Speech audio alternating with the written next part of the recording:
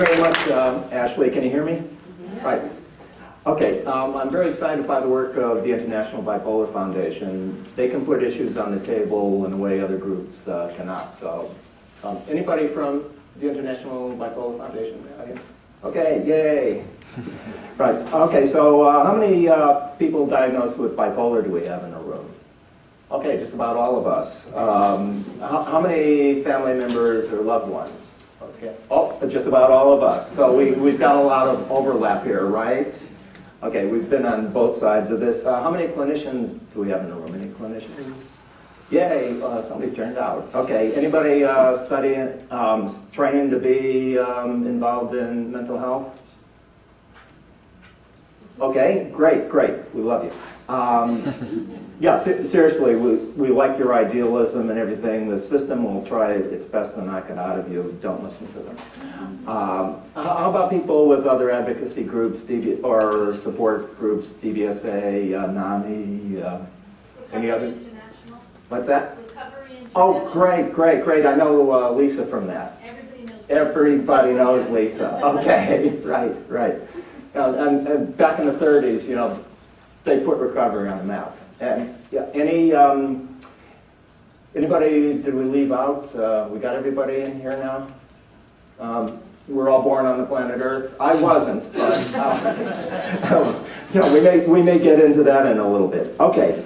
A quick introduction. I think Ashley did most of the work on. Let's see. That's my website. It's the equivalent of 6 books on depression and bipolar disorder. This is my blog, Knowledge is Necessity. That's current topical, from God to neurons. I write on bipolar issues for Health Central. This is my book that came out in 2006. I think a lot of you are familiar with that one. This is my new book that Ashley gave such a tremendous promo to, so all I'll add to that is buy my book. Right? So let's get into it. Living with someone with bipolar, living with someone with normal. The topic of my talk is relationships, and I have 2 failed marriages, which makes me an expert. So, oh yeah, I know a lot about this stuff. So at various times, it's going to sound like 2 different people are giving this talk. There's John, who lives with bipolar, and there's John, the family member. And sometimes it's going to sound like we're in serious opposition to each other. And other times, it's just going to sound like plain nonsense. It's, you know, because that's the way it is in this world. There's no easy answers. The universe we live in, it's complex, it's interconnected, it's interdependent, and it's highly confusing. My job tonight is to confuse you even more. To send you out of the room, you know, asking more questions than when you went in, because that's what good teachers do. You know, and I'll just give you a very brief example of that right now. These are words of wisdom from my book, Raccoons Respect My Piss, but Watch Out for Skunks. So, but I'm not just here to confuse you. You know, yeah, God and I have issues, but that's another talk. My job as a teacher is also to give expression to what you already know. Because a lot of what I say, it's already filtering around in the brain. I'm just putting words into your mouth. And also, you're the one with the lived experience and the insight. You're the real experts. So my talk is divided into 4 parts. 5 parts, actually. And why don't we get started? Good luck making a decision. Okay, we begin with the universe inside our heads. You know, after all, there is no way we can even begin to comprehend how people relate to people, how they fall in love, or for that matter, believe the crap on Fox News, without coming to grips with how the brain works. Oh yeah, crap. Right. Right. There's 100 billion neurons in the brain, as many as all the stars in the Milky Way galaxy, give or take a few, arranged in infinite connections. So how are we supposed to come to terms with all of that? You know, how are we supposed to make sense out of something so unbelievably complex? Well, it's simple, really, okay? The back end of the brain. okay? Front end of the brain, okay? Front, back, back, front.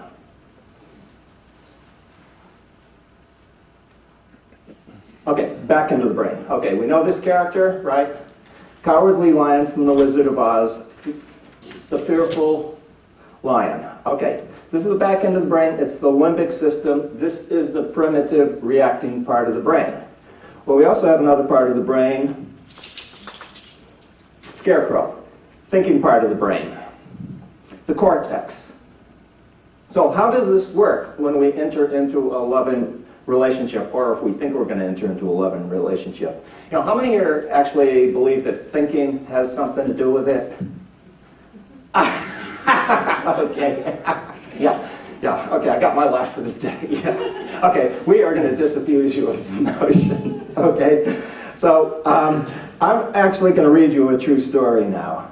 Okay, this really happened to me. 2 years ago, I decided to give internet dating a go. But there are limits in our capacity to think things through, which I discovered once I started checking out the available women on this particular dating site. I think it was called mismatch.com. Yeah, my prefrontal cortex simply refused to cooperate. It's kind of like shopping for a car. You know, we may think we're smart, but ultimately we're going to pick the model with the best cup holder. That's the way our brains work. You know, when all is said and done, it's this area, I can't pronounce it. It's called the ventral tegmental area, VTA, that rules. Not the part of the brain we actually think with. The VTA, it's the dopamine-sensitive region in the midbrain that mediates pleasure and reward. Now, Helen Fisher of Rutgers, she's done studies on the brain and love and lust, so I'm not just making this up. And there's also a very excellent book by Jonah Lear, How We Decide. It's got a lot of this stuff. So, using the new car example, you know, never mind price and practicality, says the VTA in effect. Get the car with the best cup holder. So, the thinking parts of the brain, they're there only to rationalize the choice your VTA has already made. So hopefully when you get your cup holder on wheels back home, you know, you will find, you know, and this has happened to me, you will find it's come equipped with things like seats and an engine that works. You know, picture of my car. So this is why my best laid plans for choosing a woman online were doomed from the start. The prefrontal cortex is simply incapable of making up its mind. It needs input from the emotional parts of the brain. You know, which woman? You know, the woman who's just finished reading Joseph Campbell or the martial arts black belt who teaches drama at a community college. See what I mean? You know, so we have to compensate. And there's a very technical scientific term for how men and women decide who is right for them. That's it. You know, this is better than a Johns Hopkins postgraduate doctor education here right now. Okay, anyway, here I was with a gridlock brain. I needed some visual, emotional cues. So, tomato girl, something inside my head cried out. Now, this was a woman with no obvious interest whatsoever who spelled tomato with an E. Oh crap, I could only think.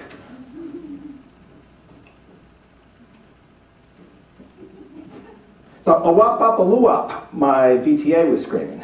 You know, my poor prefrontal cortex didn't stand a chance. So let me back up a bit. So other stuff was also going on in my brain. You know, over on the back end of the brain, my amygdala, fear central, cowardly lion, it was in league with some other bits and pieces of my brain, and they were cranking out malicious sound bites to the amusement of my inner mother. So how did the prefrontal cortex go along with that?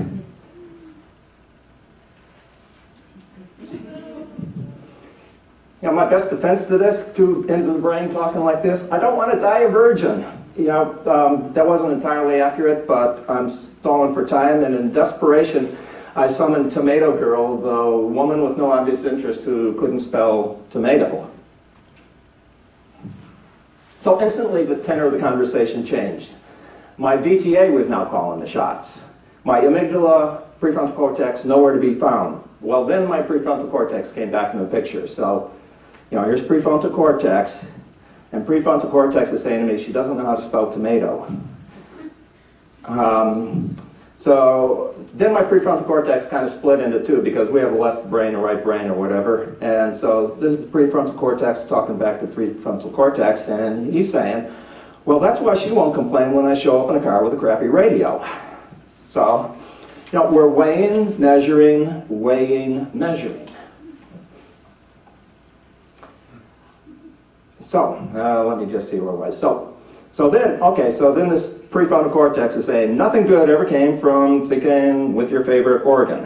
And true, my other prefrontal cortex acknowledged, I needed to change my pattern, obviously. In some way I couldn't comprehend, but knew it was true.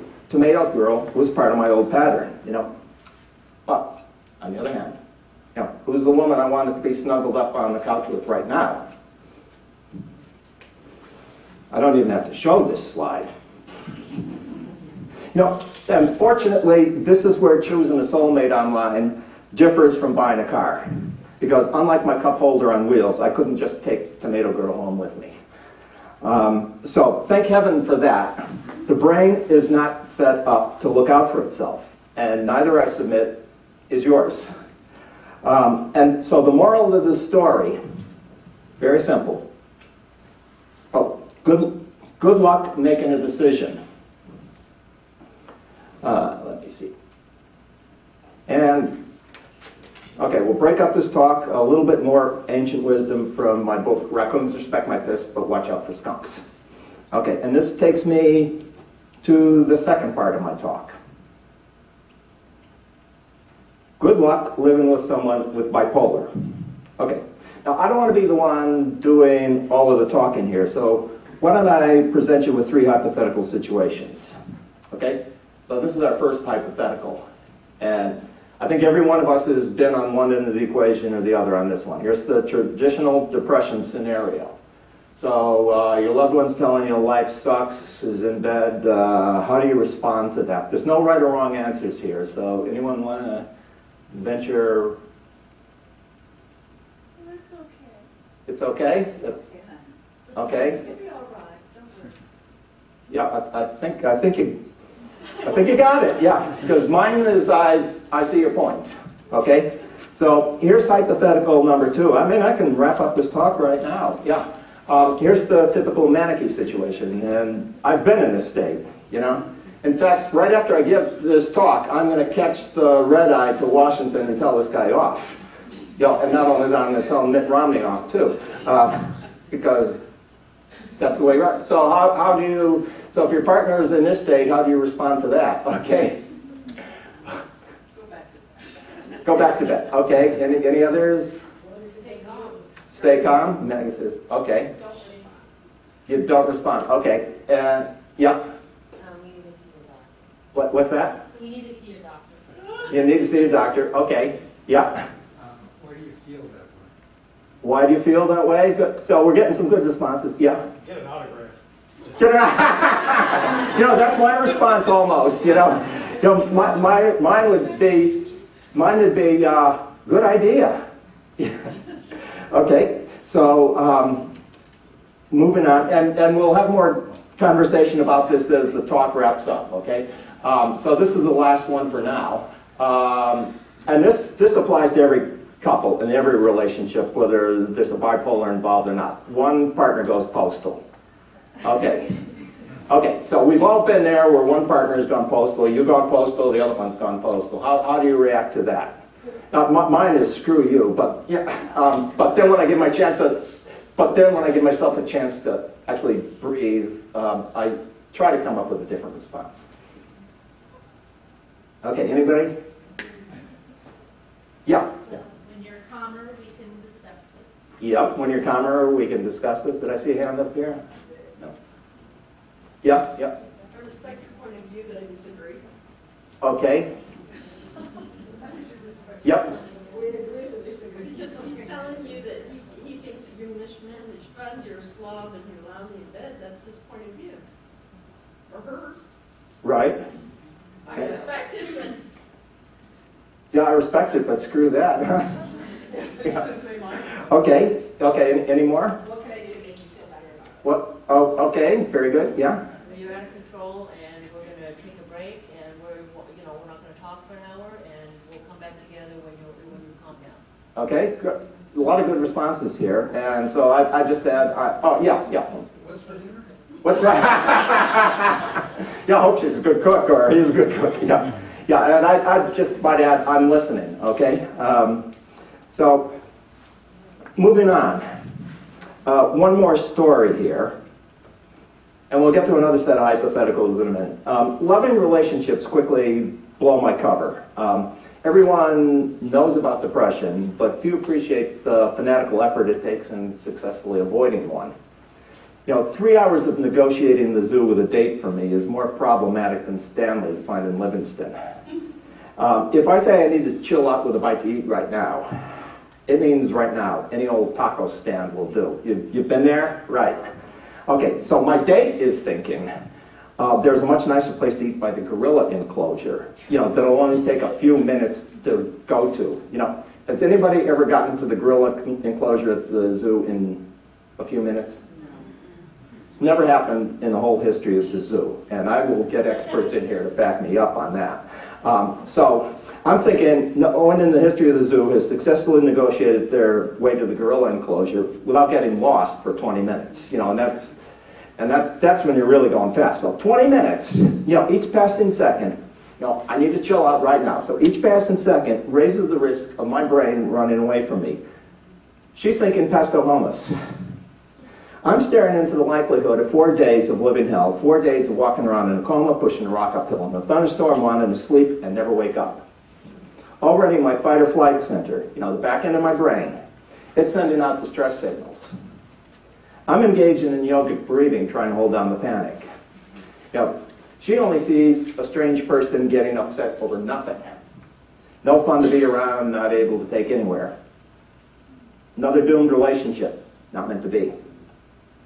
Okay, here's my bottom line, speaking from someone who has the illness. Okay, I want to be able to laugh real loud without my partner thinking I'm flipping into mania. I want to be able to get upset without my partner thinking I'm out of control. I want to be miserable without my partner giving me the look. If you have the look, yeah, you know what I mean. Okay, I want to express my visionary ideas without my partner thinking I'm grandiose. It means if I want to write a Kindle book about raccoons respecting my piss, I get to write that book. Not crazy, So I want to make offbeat observations and dream without my partner playing her practical trump card. Have the practical trump card played on you? Yeah. I want to bubble with enthusiasm without that. Here he goes again, expression from my partner. Oh, I'm not through. Yeah, it's my Bill of Rights. Yeah. I don't want to be told to snap out of it, take a chill pill, stop acting like a baby, be patronized, talked down to, and otherwise made to feel like I'm the weird and irresponsible one in this relationship.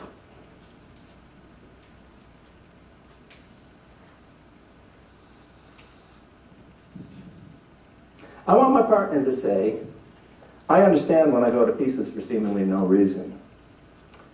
I want her to say, I hear you when I'm upset and distressed.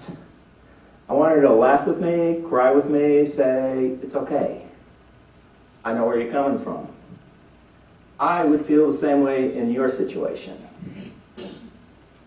In addition, I want her to give me a swift kick in the pants when I need it. But I want her support and not her disapproval and judgment. I want to feel safe, emotionally safe. Otherwise, I'm the one walking around on eggshells.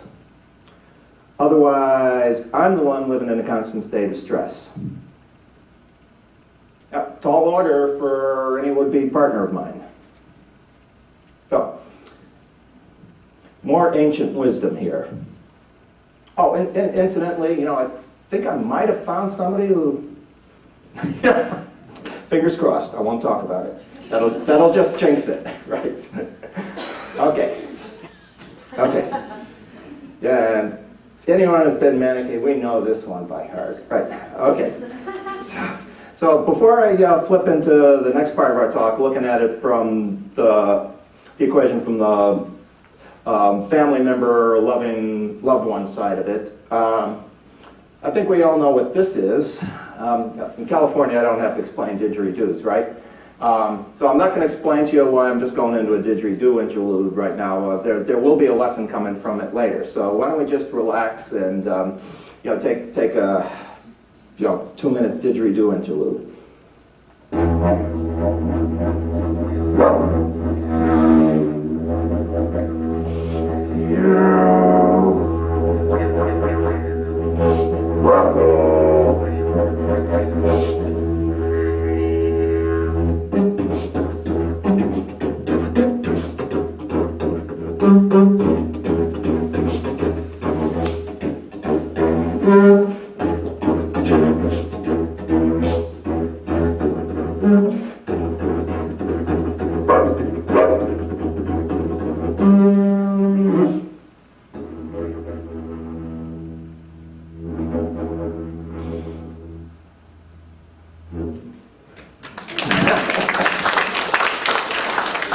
Now, I lived in Australia for 5 years. Didgeridoos didn't interest me. I moved to Southern California from New Jersey. Suddenly, they made a lot of sense. Yeah.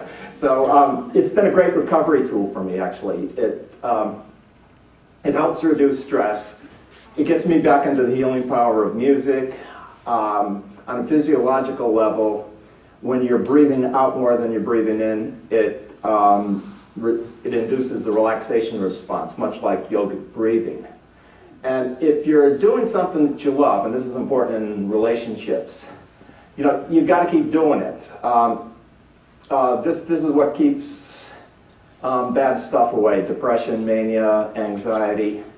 And if you're a partner, you need to support your loved one in what they're doing. Even if you're not into it. So whether it's fly fishing, playing the guitar, going out and playing sports, hiking,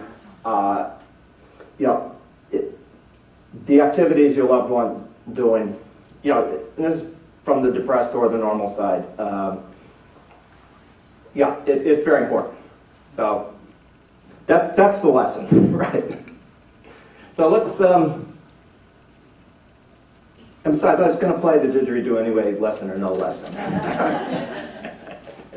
But I'm glad I found an excuse, right? So, okay, so let's look at it. Good luck living with someone who has normal. How many think normal is actually a DSM-4 diagnosable condition? I do, yeah, okay, right. I'm glad we see some raised hands here. Okay, so why don't we go straight into 2 hypotheticals here, okay? And this time, it's the normal one who's flipping out, okay? Okay, so here you are, the family barbecue situation or the social situation, and you want to expound on your favorite topic, and your partner's giving you the look. Okay, so how would you respond to your partner who's giving you the look? I see your wheels spinning there, Maggie. I know. I will just walk away because I know I'm going to explode. No, you can walk away, okay? Yeah, screw you. Yeah. I know, because I get myself in trouble every time. Oh, yeah, okay. That's what they want to do. Let them do it.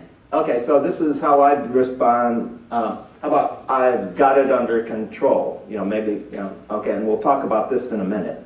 Okay, and here's the other one, and we've all been in this situation on one side or the other.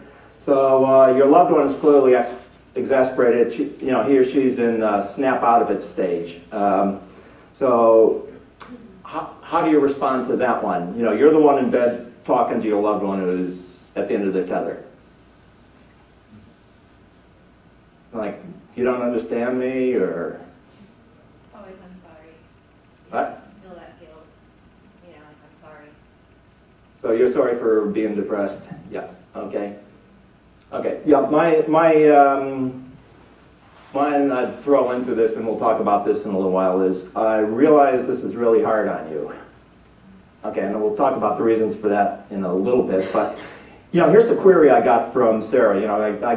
Because I've got an internet presence, so I get a lot of emails and stuff. And she wrote, my husband gets angry. It makes no sense when I'm in crisis. I can't help it when I'm crashing or in a panic. He cannot understand. Okay, and well, all of us with bipolar, kind of felt that way at times. A loved one who doesn't get it. So back in the old days, my response would have been along the lines of a suggested reading list for her husband. Leave my book on the coffee table, whatever. And then a dialogue could start. Yeah, leave Maggie's book on the coffee table. But, my thinking, leave this great new healthy living book by the International Bipolar Foundation on the table. But my thinking has come a long way since then. So here's what I told one father, actually, at a support group. We put you through hell, I told him, but you are the best thing we have going for us. We can't do it without you. And I noticed the look on his face. I mean, this was amazing. At last came the thought, someone who understands, from a patient. So, understanding, isn't that what we're all looking for? So, let's own up to the hard, cold truth, okay? To live with a person with a mental illness, is to really live in an abusive relationship. I've been on this from both sides. So until we, the bipolar, acknowledge this unpleasant fact of life, we'll never make peace with ourselves or our loved ones. We're always going to be stuck in our recovery, perpetual victims, always finding fault in the people who love us, always blaming our outrageous behavior, whether it's illness related or not, on our illness. So back to Sarah, first I acknowledged her concerns, but then I suggested it might be more constructive, to view matters from her husband's perspective. When you act up or act out, I wrote, he is the one who suffers. Even the most compassionate person in the world, can only put up with this for so long. They need to be here and the loved one needs to be hearing that we, the ones with the mental illness, are taking responsibility, even if we have difficulty managing. So, something along these lines. I really appreciate this makes life hard on you. It's not easy for me to control my behavior at times, but I'm working on it. And I can really use your help on this. So now I advise Sarah, instead of an adversary, you may have an ally. You've owned up to the problem, you've accepted responsibility, you've acknowledged your loved one's feelings, you've given them reason to hope. That's music to a loved one's ears. But talking a good game is not enough. If your loved one strongly hints at something, then you need to be acting on it. And if this means putting the top back on the toothpaste, put the top back on the toothpaste. And once again, this doesn't come easy when you're the one who's ill, but the stakes are friggin' enormous. Your loved one is the best thing going for you. Don't turn him or her into a stranger. So, a little bit of more ancient wisdom here from my book, Reckons Respect My Fist, but What's Left for Skunks. I have no idea what that means, by the way. So, let's quickly check in right now. Are you kind of following me so far? Okay. And the state of moderate confusion, that's good too, okay? So, let's go to the next part of my talk here. Let's see if we can make sense out of a universe that makes no sense. And for that, we go back once more to the universe inside our heads. The new brain science is telling us a lot about the dynamics of relationships. So as you recall, I forgot where I put the front end and the back end of the brain. One end is over here and the other end is over here. And remember what the back end of the brain looks like, cowardly lion. Okay, amygdala thinking, not thinking, primitive reacting parts. Front end of the brain, cortex, thinking, supposed to be deciding parts. Okay, so let's add an extra element or two to the picture. So why don't you look up at the ceiling? Because this represents life's little surprises. This is where 2 tons of crap falls from. Okay? And now if you look at the floor, this is where 2 tons of crap land. Okay? So 2 tons of crap has landed, and this is what the brain has to deal with. And by the way, you're probably wondering what 2 tons of crap looks like, and that is why I'm here, to educate you and inform. Okay. So 2 tons of crap have dropped down from the sky. So this is what we're dealing with here. Okay? Okay, here's our brain, here's 2 tons of crap. Now, it takes time for the cortical areas of the brain, scarecrow, to process this information. Too complex, too much time. And often we can't afford to wait. So we need a faster processing unit, which happens to be the back end of the brain, cowardly lion. Okay, and you've seen the movie The Wizard of Oz, you know, that famous scene where he's just running down the corridor, scared at the Wizard of Oz, and jumps through the stained glass window. That's the back end of the brain. So the back end of the brain takes charge. And so basically, what's happening is anything that we perceive as strange or stressful, the brain is wired to freak out first and think things through later. And this is perfectly rational and logical. I mean, we got reasons for this. If it's a skunk walking in through the cat flap, this is a perfectly normal response. You can read all about that in my book. Right? So now let's add an extra element to this, namely another person in the room. Okay, so we got two sets of brains here in the room. Okay, brain one, brain two, and this is and I think this is I stole this slide from the NIMH. Right. So now we have two people in a room who are not thinking because they're processing the crap through the back end of their brain. But let's assume one individual is actually thinking. Okay, so we got. So this is how two people relate when they're not thinking. Back end of the brain to back end of the brain.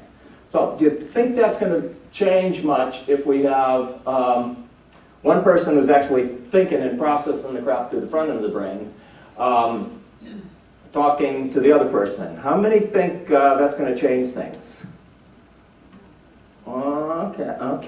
Okay. Yeah, we'll get. I'll ask you this question in a minute. Okay, so now we all make this mistake. We actually think we can reason with someone, in this state. By definition, the brain is not reasoning down here. Okay, so basically, your cortex is talking to the other person's amygdala. Now, so I ask you, what kind of result are you expecting from that? Now, so rule number one in relationships. I don't know why Oprah never calls me. Right? So ideally, we want to be engaged cortex to cortex. But there is a catch. As you recall, the front end of the brain can't make a decision without some input from the back end of the brain. Emotions give meaning. I just skipped ahead here. Okay, so it gets a little complex, and then heart enters into it. And I bet you were wondering when I was going to call this guy up. Okay, so emotions give meaning to experience. We need to honor our own emotions. We need to honor the other person's emotions. 3 magic words. Okay, count them. 3 magic words. I know how you feel. 3 minutes. Yeah, okay. Let's throw bipolar into this equation now, okay? Same stressful situation, 2 tons of crap. Okay, so who's the one in the room most likely to freak out first of 2 people? The so-called normal one or the one who has bipolar? I've only heard normal, one person speak normal. Okay, I'm hoping we get a 50-50 after I finish here, right? Okay, so, but anyway, it's very logical, very rational to think that the bipolar one is going to be the first one to freak out because stress looms large in bipolar. We have genetically vulnerable brains. We're hardwired to overreact to what goes around us, and in times of stress, our limbic systems are overactivated. I mean, the lion is going nuts. And our prefrontal cortex, scarecrow, goes offline. Also, our brains have difficulty filtering out the world around us. We get overwhelmed very quickly. So, can anyone, who was the one who made a case for normal being the one who flips it? Yeah, okay, state your case. You got a reason? No? Good instinct. That's my case. You relied on instinct and gut. Yeah, okay. Experiments. Yeah, that's another good reason. And I'm going to get into both in a second now. So keep in mind, crazy is normal to us. We're used to disasters and to facing challenges. Okay, yeah. when our world comes crashing down on us, it's often no big deal. We're cool about it. Paradoxically, we're often in far better shape to deal with the situation. And this just isn't some wacky idea of mine. Nasir Ghaemi, have you read his book, First Rate Madness, that came out last year? Okay, he talks about a lot of famous people and how they responded well to crisis, and it's because they had mental disorders. The great leaders, think Lincoln, Churchill, Gandhi, Martin Luther King. Cool as cucumbers in crisis situations. And this leads directly into the next part of my talk, okay? And this is good luck in perceiving reality. Now, a lot of us think and perceive very differently.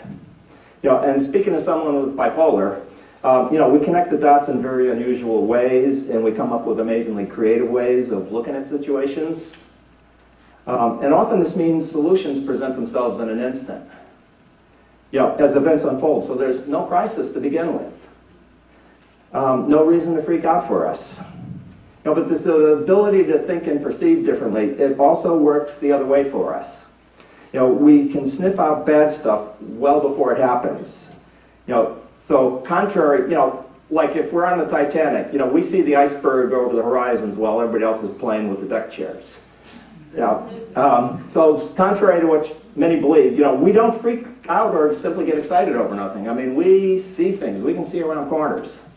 So rather than look at people as normal versus crazy, bipolar versus non-bipolar, I like to look at people as linear versus non-linear. And let me show you how this works. Okay, so this is the way most people think most of the time. 1, 2, 3, 4, up to infinity. They're going to go that way. Okay, now this is the way a lot of people like us in the room think a lot of the time. 1, 2, 3, 17, 5, 28. Okay? So, basically what's happening is this. You, normal people, see 4. I see 28. Okay? So what is 4 like? Well, it depends. Everything could be okay. Or it could be a good reason to freak out. What does 28 look like? Depends. 28 could also be okay, or could be a good reason to freak out. So here we are, same situation, 2 completely different brains.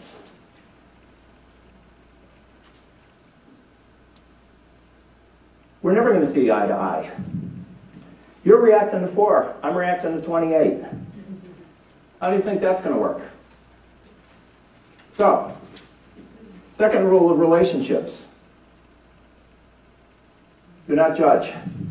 If you perceive the same stuff I'm perceiving, you might flip out even more, or you might be as cool as I am, and vice versa. But unfortunately for us, the nonlinear people, the linear people are in the majority. So we have to conform to their world. It's just the way it is. I didn't make the rules. Their world is totally stupid and makes no sense to me. Okay? Really. But there you go. We have no choice, and I have no choice but to try to fit in. So as I like to joke, we're peanut butter people trying to fit into a tofu world governed by Vulcans. Yay, peanut butter. Okay. So, okay. And now another quick interlude here from my book, Raccoons Respect My Piss.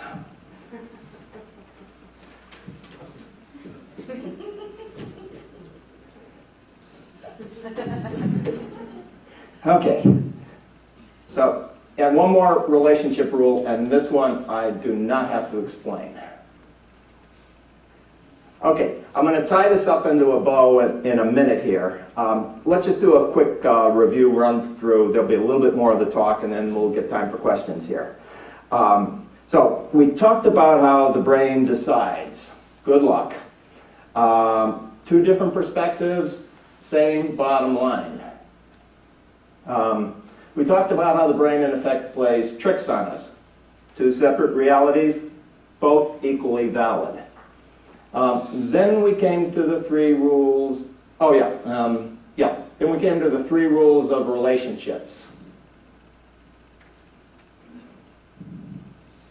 And then, let's see, where are we here? Okay, we come back to our original hypotheticals now. So we've had a little bit of talk and didgeridoo in between our hypotheticals. So I think these will, we can go through these really fast. We had the manic, the depressive hypothetical, and I think my response was something like, I'm listening, and I think a lot of your responses were along that line too. We got the manic-y one, want to tell Obama off. I say good idea, and we got a lot of them in sync, even if they may have sounded different. Hypothetical 3, one person goes postal. So, can any of you pick up some kind of connection between these situations? What kind of response? Any ideas what they all have in common? Common denominator here? Okay. Safety, emotional safety. The thinking and reasoning parts of your loved one's brain, they're either offline or they're not in sync with your thinking. You know, he or she is feeling threatened and isolated alone. So if you're a loved one, the last thing you want to do is demonstrate with perfect logic. Because we don't get logic in this state. It's like Chinese, you know. So don't demonstrate in Chinese logic, you know, what's totally wrong, how totally wrong your loved one is and how right you are. Now, if I'm severely depressed, the last thing I want to hear is someone telling me to look on the bright side of life, especially if you're too damn stupid to see 28. And if I feel like hopping out on the plane right now to tell Obama off, and boy, I've been like this, you know. Last thing I want to hear is we don't have enough frequent flyer miles. You know, I see your point, good idea, I'm listening. And don't forget the 3 magic words, I know how you feel. And forget how absurd or ridiculous your loved one's reality is at the moment. You can sort that out later, and I heard a response like that in the crowd here. And keep in mind, also, once you've succeeded in making your loved one feel safe, don't go messing it up again by showing how smart and reasonable and right you are. Now is not the time. So why don't we go to hypothetical 4 and 5, and we flip the perspective around now. The family barbecue situation where it's your partner who has normal who's getting nervous. So my response to that was, I've got it under control, and I think we had a lot of consensus in the room on that. And then hypothetical number 5, it's the you need to snap out of it situation. So once again, it's the same common denominator, emotional safety. And incidentally, in relation to number 5, you know, if I've reached this point where I'm telling to snap out of it, you know, it really does mean I'm at the end of my tether. You know, you're making my life miserable. I can't take it anymore. You know, and as depressed and out of sorts as you may be feeling, you know, you need to be shown that you're willing to work with me. You know, don't take my goodwill for granted. I don't have an unlimited supply. So that's me contradicting me from before. So, but anyway, the common denominator, once again, is emotional safety. Safety first. You know, it's actually pretty amazing. You know, the topic of relationships is enormously complex. You know, we really know next to nothing. Yet we manage to keep reproducing new generations who know next to nothing. But yet we all know, no matter which way you slice it and dice it, you know, it all comes down to this, emotional safety. So, wrapping it up, you know, here we are. You know, back to the universe inside our brains. You know, the brain science is coming through loud and clear on this. When all the parts of the brain are in sync, in harmony, we're in good mental health. You know, we need our feelings and emotions in our heart. You know, and this applies whether you're the one with bipolar or you're the one with chronically normal. You know, notice no one part of the brain dominates. You know, thinking is overrated. Overthinking is as bad as overreacting. You know, every part of the brain needs to be working together. And when everything is working together, we're in balance. You know, our inner universe is at peace, our outer universe is at peace. You know, we feel in control. And when we're in control, we feel emotionally safe. You know, and when we all feel emotionally safe, there's a much better chance of universal harmony.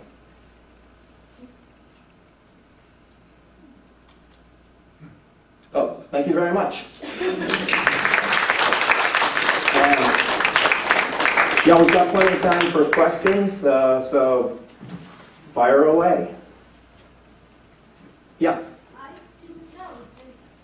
Did Gandhi and Martin Luther King have mental illness? Yeah, both were suicidal. Yeah, that's mentioned in Dr. Guy's book. And you gotta remember, depression it sucks, but it can give you some great insights. It makes you think deep. It turns you into a realist. If you can get through the awful stuff, you come out a much better person. And it's an interesting book, Lincoln's Melancholy by Joshua Schenck. I strongly recommend it. That shows how he transcended his depression. Yeah, and then I'll get to Maggie here. When you heard that hypothetical, the one where he's telling, or the one person's telling the other person to get out of bed and stop wanting to snap out of it. Yeah. What is the best response for the person in bed to actually say when they really cannot snap out of it? I know. Clinically depressed. What do you Yeah, there's no right or wrong answer, but I'd say something along the lines of, I understand where you're coming from. This is hard for me. I'm really trying to work with this. I know how hard this is making this on you. Acknowledge the other partner, basically, and this applies whether in any situation, no matter which side of the equation you're on. If you see the other partner, whether they're the one with normal, bipolar. Beyond that, I'm just saying, like, they're working towards the actually trying to do the action that you're saying follow through with action. If they say put the top back on the toothpaste Yeah, and that tube. kind of stuff. But what if the depression is gone to the point where you really can't even do the action? You might have to say, can you help me put the top back on the toothpaste tube? You've got to enlist your partner's support at this stage. Okay, you don't want to alienate your partner. Maybe Maggie, do you want to speak to that? I see a nut in your head there. Well, I mean, yeah, that's when you get, when I get really, really bad and that can't help me anymore, I go to the doctor and I would get help from other people when we can get to that point. Ask for their help and family support, friends, whatever you can do. Yeah, you don't want to leave your loved one just hanging out there. Then they go downhill. They go downhill, and you're going to turn them into an antagonist really fast. The partner, Yeah, the partner. like turning into. Because, yeah, they get worn out.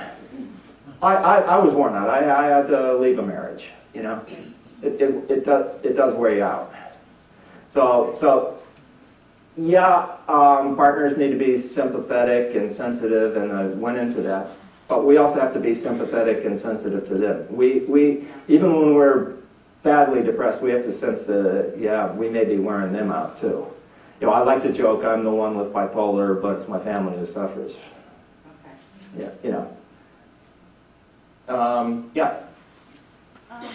Any suggestions on, I'm the one that has bipolar, and I'm also a recovering alcoholic, and my husband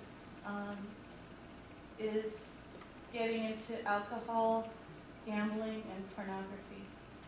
Oh boy. How do you live with watching someone else in an addiction? Yeah. Third rule of relationships: you shouldn't have to put up with abuse. How about Al-Anon? Yeah, you may want to. You may want to help them, but at this stage also, it's on the table. I'm not saying leave them, but it's on the table. Well, I confronted him, and he said I was crazy. Yeah, and I know, at my stage in my life, I can't deal with partners who have problems. This may sound cold-hearted, but in 10 years I could be in a walker. And I want to enjoy life now. I want to I'd much rather be alone than be in a relationship with this kind of abuse, with this kind of stuff. So.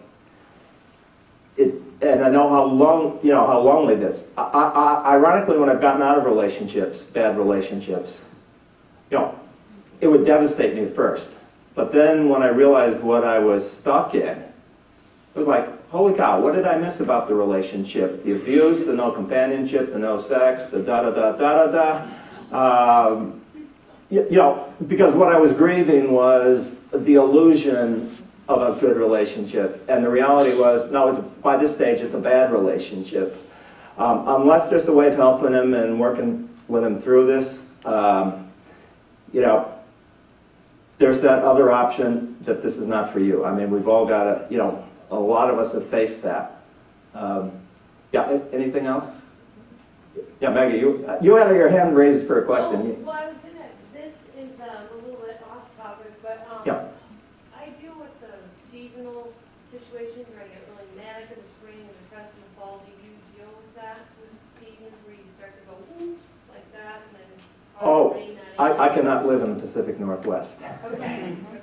So you I moved. the sun and everything affects you. Yeah, in the mid-'70s, I was living in San Francisco. I met somebody who was living up in Vancouver. We went to live up in Vancouver. I didn't know what was happening in my brain. I didn't see the sun for a year, and this was back before they knew what seasonal stuff was. I'm amazed the relationship lasted. This is, but I came to San Diego area in the wintertime very unexpectedly after my second marriage broke up in December 1st, 2006. I remember the date. And suddenly, I arrive at the airport at night and I'm looking out at palm trees and I'm thinking, this is cool, and I'm not in a million layers of clothing. And next, I'm up in Descanso in East County, and I'm waking up into sunshine and brilliant blue skies in the wintertime. And a few weeks later, I went to wash the dirt off my face. It was a suntan, and but even down here in San Diego, we are still sensitive to those cycles because we do get, and I'm sensitive to it too. Like if the sun's going down, that means I cannot take a nice evening walk at 6 o'clock. It's dark, and if people are working, 9 to 5s, and they're not coming out in the sunshine afterwards, you've got to figure a way to get out during lunchtime or to make those kind of accommodations, because in Goodwin and Jameson's book, this is the definitive book on bipolar disorder, manic depressive illness. It's about 1,200 pages, very small type, so nobody reads it from cover to cover. But one of the things they do suggest that bipolar is a seasonal illness, goes right back to our pre-caveman days, where we're cycling with the seasons, and the wintertime is like hibernation. And if you look at the way we cycle, if you think of bipolar as a cycling illness, this is like a seasonal cycle. This is part of our brain's master clock. So if we have the knowledge of that, then we can make adjustments. Does that make sense? Yeah, and what about when you get the irritation with your coping skills? What kind of coping skills do you do? When it's just like, the anxiety, you're angry, but there's not really something that sets you off. Is there something that you do to, you do that?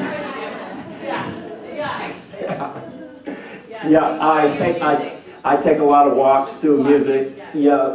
Stop and smell the roses. It's so important. You next, okay. I have a question. When you were talking about the zoo, was it a panic disorder? Were you talking about, it didn't sound like depression, it sounded like you were having... Anxiety feeds into depression. Okay, I think about 60% of bipolars have coexisting anxiety in one way. And I would submit that 100% of bipolars have symptoms of anxiety. Okay, so they're all using the same pathways virtually, So the anxiety, so if you look at it this way, think of yourself trapped in a room, right? Okay, so your anxiety state is you're banging on the doors trying to get out, okay? Nobody's responding, the doors are locked, it's hopeless, the lights are going out, that's where you give up. Something snaps, where you give up, that's depression. So kind of one feeds into the other. So when I'm feeling anxiety, that's my early warning signal of a depression or a manic episode about to happen. So I need to handle that right now. And is the blood When sugar it would, affect No, I just need to chill out. Oh, you just need to sit. I just need to sit, chill out, have a sandwich. You know, that's one of my coping mechanisms, like the didgeridoo. So if I'm with a partner who's got her own agenda and thinks and is not sensitive to that, I can't be with that partner. It'd be like if I had an irritable bowel disease, right? And she just kept driving past the rest stops in the car, making no accommodation. I'm not asking for special favors or anything. I'm just asking for the same type of accommodation anyone else would ask for with any other kind of an illness. So, okay, right, and then Along the same lines, then, when you were talking about cycling and stuff, with rapid cycling, Yeah. did you ever experience that along with the sleep deprivation that comes with? Oh, I've got mixed states. You Yeah. have mixed states? Yeah, so it's like one part of me cycling up while the other part's cycling down, and in between states. So did you have any like sleep deprivation that like made your creativity go even? Oh yeah. Well, that's just a minor thing happened with sleep deprivation. I went into my boss's office and quit my job. Okay. So, and I've never worked a steady job since. Right? Okay. Yeah.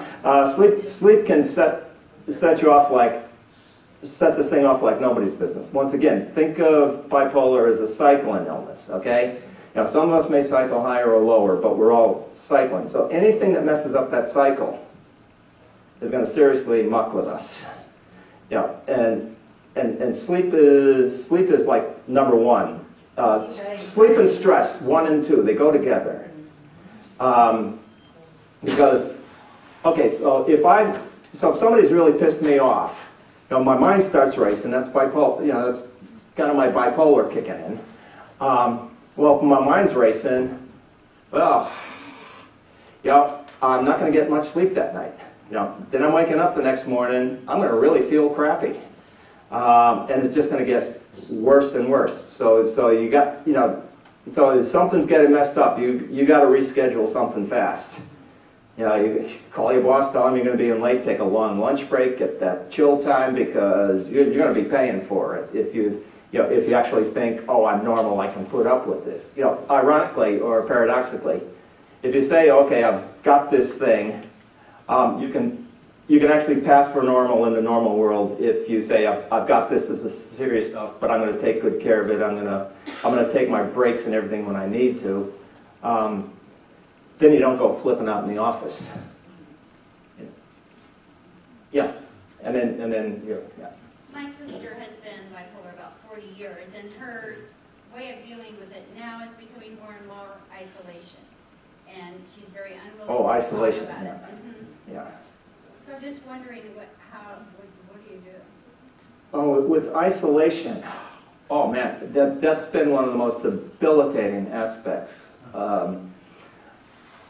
She's really unable to tolerate people, anyone. Right, and that's an occupational hazard to me because I'm a writer. I just roll out of bed, I go to my computer, I type, I'm very happy doing that. I'm in my own little world, and if I don't see people, I'm going to get very, very funny. And depression can lead to isolation. You don't want to get out and see people, so you're not doing the things to help yourself get through the depression. So it's a really bad cycle. I mean, you can really spin. And then there's isolation related to introversion. Believe it or not, I'm an introvert. I just happen to perk up around people. Oh, man, right. Oh, yeah. But yeah, I get my energy. If you think of it in terms of where you get your energy from, which is the original conception of introversion, extroversion, I get my energy from being alone, thinking my thoughts, and writing. Other people get their energy from being around people. So being around people, actually, even though I perk up, it can drain me. I'll probably drive home from this and just need a really good chill break. So if you got introversion working with depression, there's real issues there. But then on one hand, we do need to be alone sometimes because depression has a way of telling us, chill, stop. It's like a pain or a fever. It's telling you, you can't go into work right now. You gotta mend. You gotta heal. So there's legitimate isolation, but then it builds into pathological isolation. And we've got to be smart enough to figure out, you know, when to go out the door, when to stay in. You know, in my case, it's a simple rule. If I don't want to go out the door, I need to go out the door. So your sister, she's going into isolation, right? Maybe you need to drag her out the door. Does that sound right? And she's pretty resistant. Yeah. Yeah. Does anybody have any good tricks for dragging people out the door? I typically just go, my mother is bipolar, I just typically show up and offer to take her out to eat. Show up, offer to take her out to eat? Yeah. Because food is very hard to resist. Yeah. That's actually good advice, especially if you're depressed. You probably haven't done any shopping, you're not cooking, so if somebody says, let's go out and have a, I don't know, a nice meatloaf and mashed potatoes or something, yeah, that Maybe you say, let's go out for an hour, and then Short trips. go home and you Sure. get right to bed. yeah. And I think people, when they're really depressed, they shouldn't feel guilty that they need extra sleep. You know, if they need the 16 hours of sleep a day, they should feel okay taking it. But they do need to, but then those 1 or 2 hours where they're feeling functional, yeah, they need to be doing, you need to be doing something with those 1 or 2 hours. Now, I promised I was getting this somebody next here. With you. Yeah. Let's see. Emotional safety Yeah. feels really, really good. But emotionally under control feels really bad. So I was just wondering, am I missing something here? Is that what's going on? Oh, you mean emotions under control? What do you mean? It seems like emotionally under control feels very not good. To you? Yeah.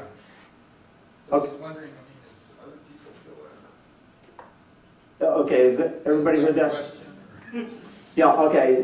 You say emotional safety feels Really good. Having your emotions, is this like suppressing your emotions? The control, I think, is. Yeah, because sometimes, I don't know if I'm hearing this right, but sometimes if I'm feeling I'm suppressing things or trying to control myself, I'm not feeling right either.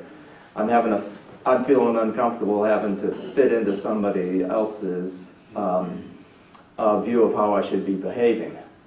So, heaven help if I'm on a date, and we've just come out of a, good movie or something with lots of great music in it, and I just start tap dancing on the street, and she looks at me weird. I think that's normal, but I'm supposed to keep my emotions under control because they're in the majority. Is that kind of what you're relating to? Yeah. Yeah. That's helpful. Yeah, I think it helps if you can find a partner who thinks tap dancing on the streets is okay. Yeah, but yeah. Maybe ask Charlie Sheen. What's that? I said, ask Charlie Sheen. Oh, Charlie Sheen, right. I don't think we want to go where Charlie Sheen is gone. Yeah. Isn't this, keeping emotions under control, I understand what you're saying, I mean, that's really what. We've got to abide by the rules of the linear majority, unfortunately. Right, I mean, Yeah. if you want to work, I mean, my Yeah. idea is someday I'm not going to take drugs anymore because I only take drugs so I can work. Right. So, I mean, isn't that what the drugs are all about? Is I think that's what the drugs are all about. And incidentally, because I work from home, I don't have to be on these mega industrial doses, to keep me in shape to go to work. But if I had to go to work, I don't want to exactly go storming in my boss's office and quit my job when I don't have anything else lined up. So what I have going for me right now is I've structured my life to work around my stress periods and everything. If I'm having a good day, I can crank out a week worth of work in one morning. If I'm having a bad day, forget it. Why should I be pushing a rock uphill?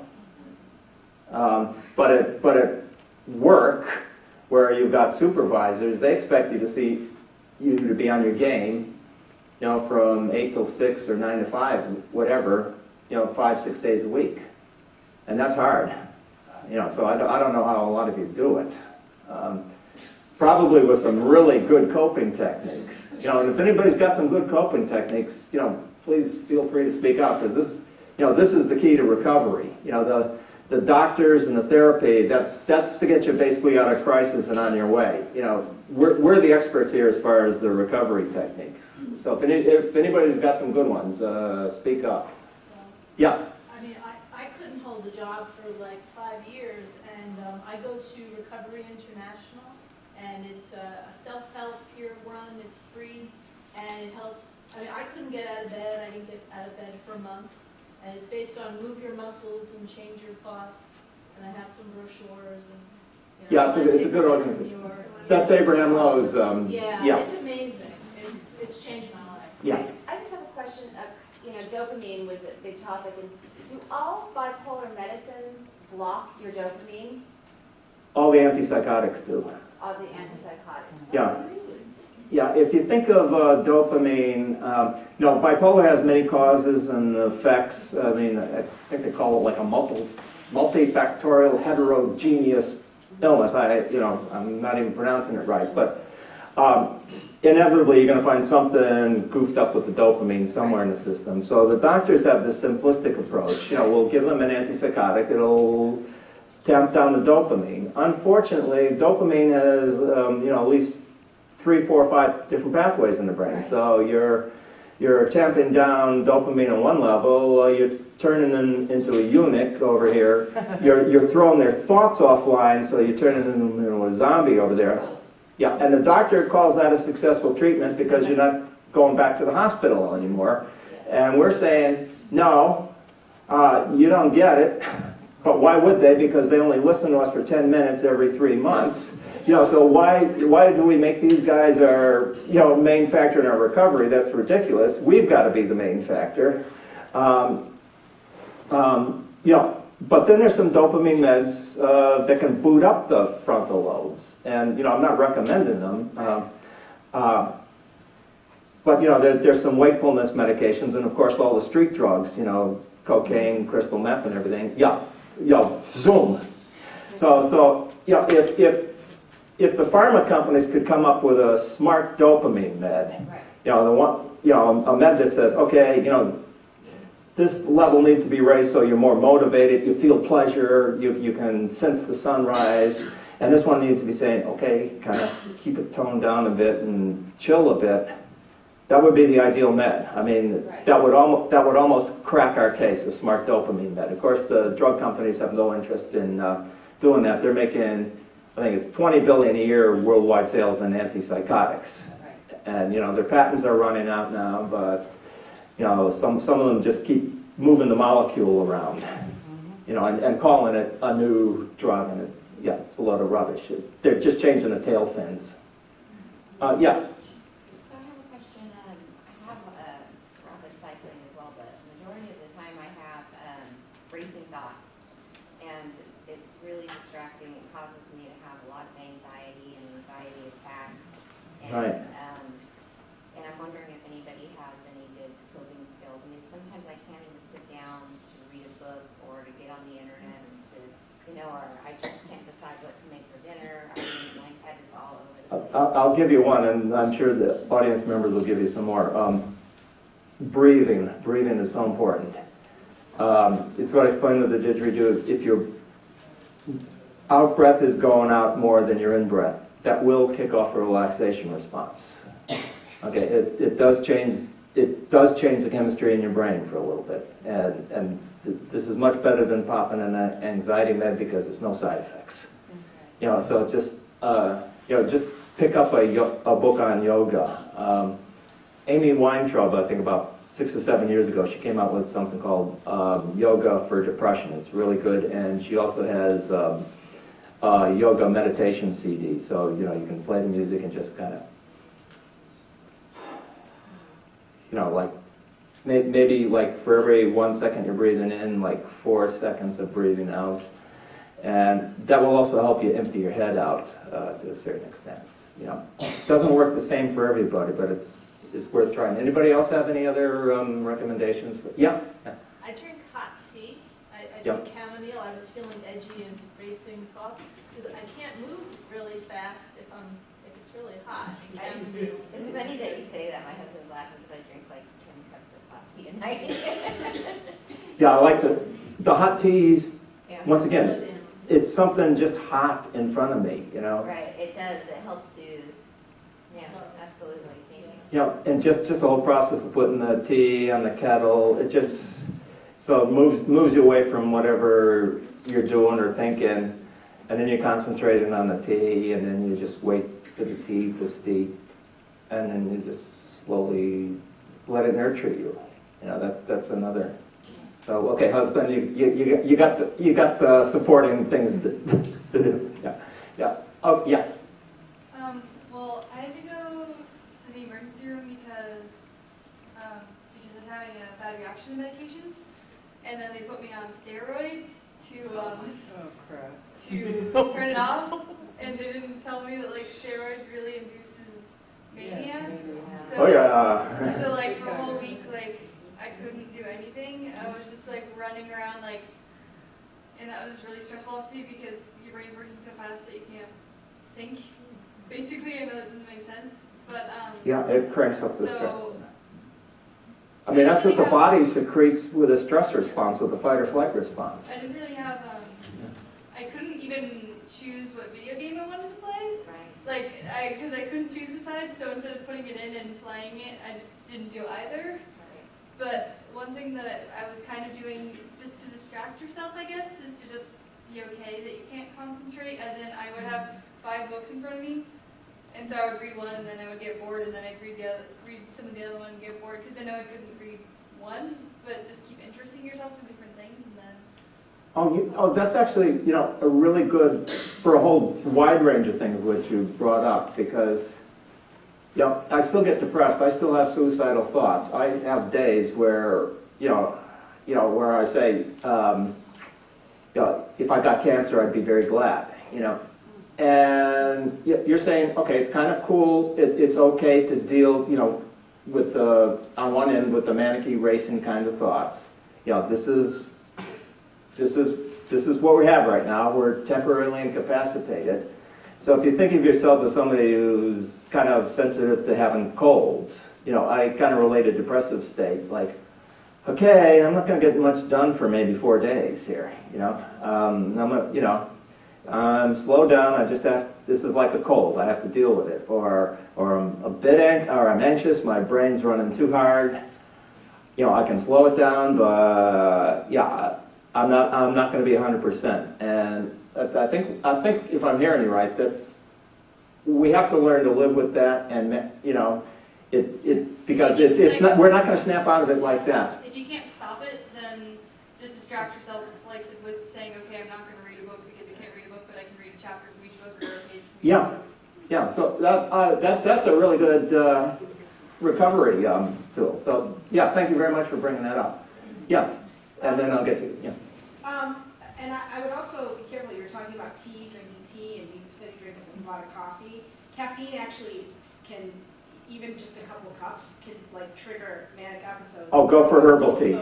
So make sure that you're not drinking the caffeine and not doing, because tea actually, some teas, like black tea, actually has more caffeine than coffee does. So make sure it's herbal, and be careful of your caffeine intake because it can actually make things. Oh, especially rapid cyclers. Yeah. Oh, yeah. You know, because that's like rapid cycling's like bipolar for pros. Okay. You know. Yeah. It's very sensitive to environmental stressors, fluctuations, diet, sugar. I mean, you just have to have, whatever bipolars have to worry about, rapid cyclers have to be super attentive to this stuff.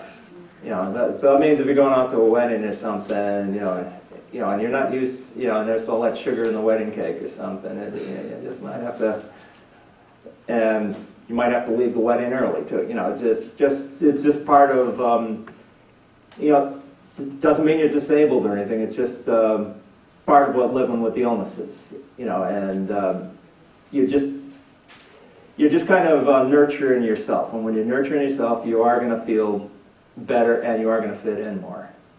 You and then you. Yeah. I don't know if this is a Right. Oh, if it's a complaint, yeah, talk to Ashley, right?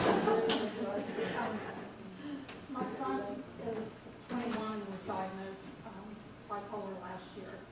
And we had quite a bit of a perfect storm for him going off to college, stress, the age, hormonal changes, everything you mentioned in your book. Not to mention that he went to Seattle for college. So. Okay. Oh, wow. You got a perfect storm. Yeah, but number one, I'm curious, are there signs before there, like there's this there is. magic age range, and you go, oh, darn, I didn't see it coming kind of thing. But but then when you rewind, you can see it in hindsight. Yeah, it's. Well, I wish I had. Yeah, but it's hard to pick up, especially with teens. I mean, how do you know it's bipolar or pre-bipolar? I mean, they call it prodromal. You're showing those symptoms, but a teen acting up, this is so typical. But what you can do now is, it's like if you have a cold coming on, you can usually kind of pick up some of the signs. You feel a scratchy throat, and you can kind of. Maybe you can't hold off the cold, but you can prepare for it by rescheduling your work and stuff, and if you can help your son by, if people heard of mindfulness, we all know what that is. Yeah, it's kind of the brain watching the brain, and when our brains can pick up stuff happening before they really break out into a perfect storm, we can often handle those mini storms, because when it hits the perfect storm stage. Yeah, that's when people are calling 911. That's actually not my complaint. Oh, okay, your complaint? I'll be quick. It's difficult as the loved one, and he obviously is at an age where he is striking off on his own, wants independence, wants control of his life as he should. Yeah. But when he's vulnerable and not doing well, he seeks help and wants the love and support. And as he starts feeling better, he doesn't, which I know that makes sense. But the hard part is my involvement with psychiatrists. He will report to them, for example, that he's not depressed. And I see him a heck of a lot more at home than they do and the couple. That's right. You know a lot more than the psychiatrist does. But it's hard. They're not the authorities. He wants my involvement, and I have to go ahead to speak with him, and other times I don't, and they really don't want to hear from me because he's an adult. So they're asking him, he's saying, I'm not depressed, and I know he's depressed. He's way on the depressed end of the spectrum. Yeah, those enlightened psychiatrists. There's one of them actually connected with IBF, David Miklowitz. Actually he's not in there. Those are the ones who want family involvement most, but I think the bottom line, there's no easy answer to this, but the bottom line is your son wants to fit in and be normal with all his peers. And the way not to do that is for him not to look after his illness. So, in college, the people, they're having their parties to all times and nights. They're on all kinds of crazy schedules, and it's no coincidence that's when bipolar breaks out. If he wants to fit in and not have people talking about him or not making, a fool of himself, he may have to, leave the party a little bit earlier, get sleep, make his own accommodations. That's the way he's going to blend in and fit in with his peers. So it's, once again, a paradox that's working here. And if you can help him in that regard, because, your psychiatrist is probably not going to help you or help you to help him, but because they give all the same answers, and they're all correct, like in your book. You have to eat right, you have to sleep right, you can't drink, you can't, it's like, right. It's going to sound like you lecturing him that you're the mother. Might as well not try to fit in, because that's not what college-age kids do. I know. They're doing all the things that someone with this illness should not do. And Yes. Yeah. Because he's not. Oh, Maggie, you've had experience in this one. I was thinking of what I could tell her, but my parents, I think the more my parents just were able to step back, the more I wanted to get well. The more they were all over Yeah, me, you're next. and throwing out the meds, the more I pushed away. I just read your book, by the way, it helped a lot. Okay, yep. There's an awesome organization you can plug into. It's called DBSA of San Diego. It's under the McManamy umbrella. And on Monday nights, they have peer-to-peer groups. They also have a group called Family and Friends. And it networks strictly with those people that, loved ones that are trying to help in your situation where they're 18, they can, the doctor doesn't have to talk to you anymore, and they address all kinds of topics. And it's, Okay, and it looks like Ashley's going to kick me out the door, so why don't we take 2 questions? Thank you. Okay, you, right, okay, yeah. Actually kind of have 2, they're not super related. Right. But one, so I've heard, like, how important is it for you to have, like, a certain schedule? Like, because I've heard that, like, Very. Because I actually have ultra rapid cycling. Yeah. Which is, like, the faster version of rapid cycling, which is a faster version. Yep. And so how important is that? Like, The schedule is vital. You got, that was my best, it's my best mood stabilizer, having the schedule. I get the, because I used to go on a riding jag, and it'd be 4 o'clock in the morning. That's the best way to really get in a manic state. To me, this is, my chemical mood stabilizer is that's small potatoes. It's getting on a sleep schedule, and sometimes that sleep schedule is going to be messed up. So say if somebody's really pissed me off, my mind's racing, I'm not going to get to sleep. There's going to be those times, but you got to make that good faith effort. To wake up at a certain time, to get to sleep at a certain time, to take your walks at a certain time, to try to get your productive work done at a certain time. This is so vital. It's people compare mental illness to diabetes. You need to take your meds, you need to take your insulin. No, I think that's crap. But if you want to compare the insulin thing, you need to getting to bed at the right time is as important as taking the insulin. If I get my sleep messed up, what I've noticed, with my illness, that's far more profound effect than if I've missed a meds dose. I see some nodding heads there. And one more question. And before we go, my next book, I'm working on a book on bipolar relationships. So if you want to help me out with the book, want to be interviewed, because you're the experts, I'll just flip one of these. And if you haven't got one of these about my book and about me, but why don't I just flip this over, and if you could just leave your email, and I'll get back to you on relationships, because how we, you've seen some of the stuff that comes up in relationships, how complex it is. And if you can, if you want to be in a book under assumed names, and I'll change facts and everything, I'll even change genders to hide your identity. We can get a really good relationships book out. So if you can just leave your name and email there. And one more question, and then you're free to talk to me out in the lobby or wherever. Yeah. Well, I just had a comment for you. I'm 45, and I signed a release with my psychiatrist that my mother can call, and I want that when I'm not doing well.